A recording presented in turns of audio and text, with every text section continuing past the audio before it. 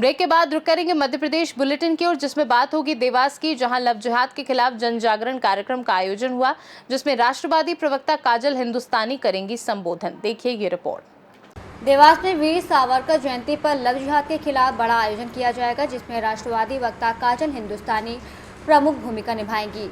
आयोजकों ने बताया कि लव जिहाद समाज की जड़ों को कमजोर करने वाली साजिश है और बहनों बेटियों को इससे बचाने के लिए जागरूकता और संगठन जरूरी है। इस कार्यक्रम में युवाओं, महिलाओं और धर्म प्रेमियों की बड़ी संख्या में भागीदारी की उम्मीद है। बताइए, संस्था जन चेतना द्वारा प्रेस वार्ता की गई, किस तरह की प्रेस वार्ता आयोजित की गई, क्या कुछ कहना चाहेंगे? संस्था जन चेतना द्वारा जो कार्यक्रम श्री वीर सावरकर जयंती के उपलक्ष्य पर यहाँ किया जा रहा है, उसी की विस्तार से आप लोगों के द्वारा समाज में पहुंचाने की जो योजना है, उसे सफल बनाने के लिए प्रेस वार्ता आयोजित की गई थी कि संस्था चाहती है कि आप चतुर्थ स्तंभ के द्वारा यदि समाज में ये सूचना जाती है तो उनके जो उद्देश्य हैं उनकी पूर्ति जरूर होगी। क्या कार्यक्रम है पूरा और कब आयोजित होगा? संस्था जन चेतना के द्वारा वीर सावरकर की जयंती पर मातृशक्ति या समाज के प्रत्येक वर्ग को जागृत करने के लिए प्रमुख वक्ताओं को यहाँ निमंत्रित किया गया है। वो हमारे देवास नगर में आएंगे और अपने वक्तव्य के द्वारा वो समाज में चेतना पैदा करेंगे। स्थान रहेगा रामाश्रय पैराडाइज, या जिसे हम वीर सावरकर चौराहा के नाम से जानते हैं, और समय रहेगा शाम को 5:30 बजे से। दिनांक है 28 मई 2025। कौन है मुख्य वक्ता? मुख्य वक्ता के रूप में यहाँ श्री राजेंद्र त्रिपाठी जी आ रहे हैं, श्री प्रदीप त्रिपाठी जी आ रहे हैं, श्रीमती राजश्री दीदी आ रही हैं, और प्रमुख वक्ता के रूप में हमारे यहाँ आ रही हैं श्रीमती काजल राजस्थानी दीदी, जनता से आह्वान कर दीजिए। जो कि उनका प्रमुख विषय रहेगा लव जिहाद पर अपनी बात रखना। काजल दीदी का प्रमुख विषय रहेगा लव या जिहाद। इस विषय पर वह यहाँ विस्तार से अपना विषय रखेंगी और हमारी देवास की जनता से हाथ जोड़कर आग्रह है कि वो इतने प्रमुख विषय को सुनने और उसे आत्मसात करने के लिए इस कार्यक्रम में अपने इष्ट मित्र परिचितों सहित अधिक से अधिक संख्या में अपने पुत्र पुत्री या परिवार के सदस्यों को लेकर जरूर उपस्थित हों। मेरा नाम श्रीमती मिथिलेश सोनी।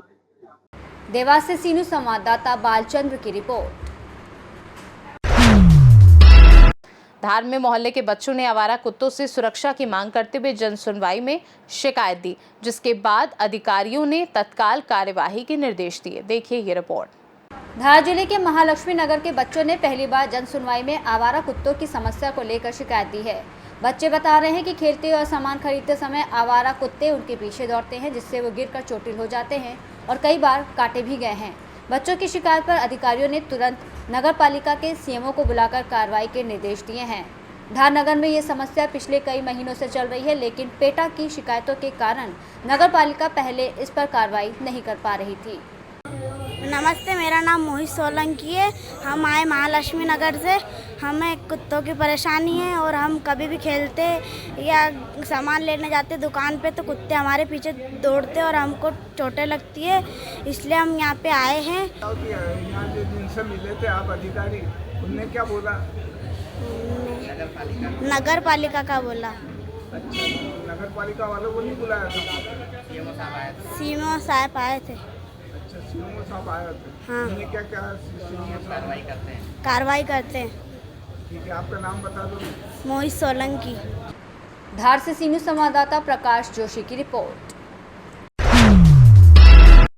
धार में भूमाफिया द्वारा सरकारी जमीन पर कब्जे की शिकायत पर आदिवासी लोगों ने जन सुनवाई में हंगामा किया और जल्द कार्यवाही की मांग की। देखिए ये रिपोर्ट। धार जिला मुख्यालय पर होने वाली प्रति मंगलवार जन सुनवाई में कोर्ट के पीछे मोहल्ले की आदिवासी महिला और पुरुषों ने जमकर हंगामा खड़ा कर दिया। इन सभी की मांग थी कि खनिज विभाग के पीछे की सरकारी जमीन पर भूमाफिया राजेश डोडिया कब्जा कर रहा है। इन महिलाओं और पुरुषों के मुताबिक ये सभी इस शिकायत को लेकर जिला प्रशासन के सम्मुख धरना प्रदर्शन भी कर चुका है, लेकिन कोई सुनवाई नहीं हो रही है। हालांकि जन सुनवाई में आवेदन देते समय अधिकारियों ने इस बात को स्वीकार भी किया है कि ये जमीन सरकारी है, फिर भी जिला प्रशासन इस पर कार्यवाही करने के लिए टाल मटोल क्यों कर रहा है, ये एक सवालिया निशान खड़े हो चुके हैं। इस बारे में शिकायतकर्ता विजय बारिया ने बताया कि पिछले 4 दिनों से हम इसकी शिकायत करते आ रहे हैं। हमने नायब तहसीलदार यहाँ तक कि आज धार जिला कलेक्टर को इसकी शिकायत करने के लिए पहुँचे हैं। अब देखते हैं कि शिकायत और कार्रवाई होती है या नहीं। बारिया में आगे बताया गया कि ये शासकीय ज़मीन करीब 2.5 बीघा है और अगर इस पर कार्रवाई नहीं होती है तो मैं खुद महिलाओं को लेकर भूख हड़ताल पर बैठूंगा। सुनवाई में तो सिर्फ आज लाए हैं, लगातार 4 दिन पहले से ला रहे हैं हम, क्योंकि 4 दिन से धरना दे रहे हैं, ज्ञापन दे रहे हैं। प्रशासन हमारी कोई सुनवाई नहीं कर रही है। हम कब से लगातार 4 दिन शनिवार से हम लगातार उनका ज्ञापन आवेदन कर रहे हैं। वहाँ पे क्या है कि शासकीय ज़मीन है। भू माफिया क्या है कि जो खनन माफिया का जो है उनने क्या शासकीय ज़मीन पे कब्जा कर रखा है। हमारी मांग ये है कि शासकीय ज़मीन पे एक आदिवासी समाज का धर्मशाला बन जाए, पर वो लगातार कब्जे पे कब्जा करते जा रहा है और कागज़ पे कागज़ हम दिए जा रहे हैं। कोई कार्रवाई नहीं हो रही है। आंगनबाड़ी के पास में एक शीतला माता का मंदिर भी है, उसको भी डुबा दिया उन्होंने। कब्जे में मुहर्रम डाल दिया उनने 12 से 15 डंपर के खदान में से ला रहा है। खनिज विभाग ध्यान दे नहीं रहा है। खनिज विभाग के ऑफिस के जस्ट सामने से लेके जा रहा है, उसके बाद भी प्रशासन ध्यान नहीं दे रहा है।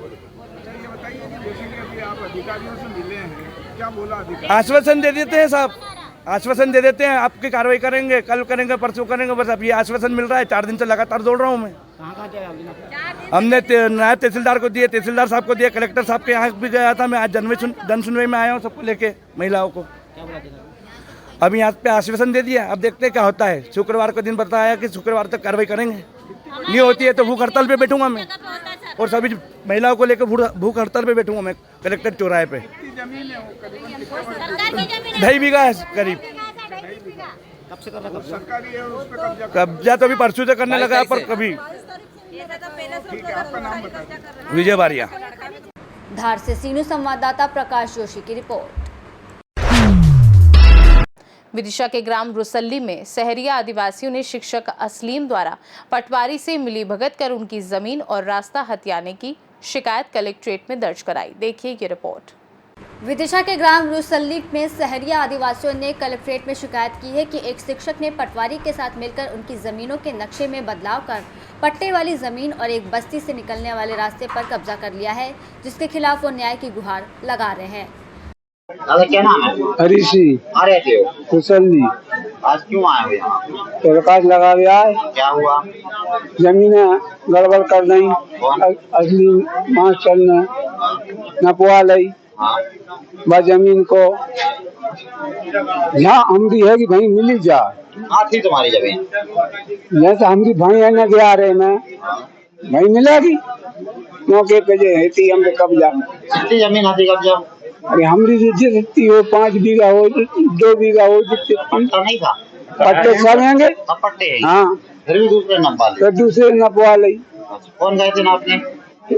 पटवारी गए थे, तहसीलदार कौन गए थे तहसीलदार। किस प्रकार की फिर वो जमीन? असली मास्टर है।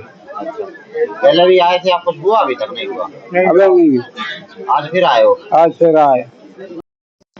क्या नाम है आपका? अशोक। आ रहे थे रुसल्ली। कौन सी तहसील पड़ती है? विदिशा जिले। क्या मामला था आज आप?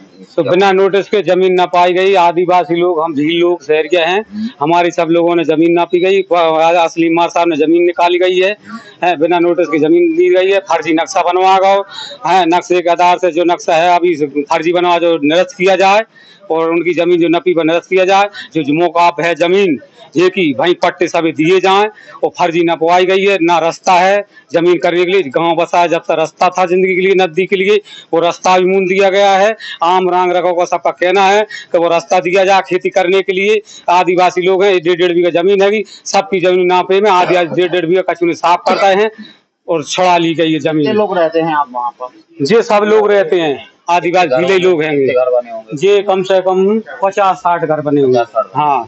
कितनी जमीन थी? जमीन 1.5-2 बीघा ही सबकी सभी के पास। हाँ। और जो 35 बीघा जमीन में उनके बड़े बड़े आदमी पैसा दे तक नक्शा गड़बड़ करवा देते हैं और जमीन पूरी असली मार सामने नपवा ले वहाँ के बेरसिया बारे ने।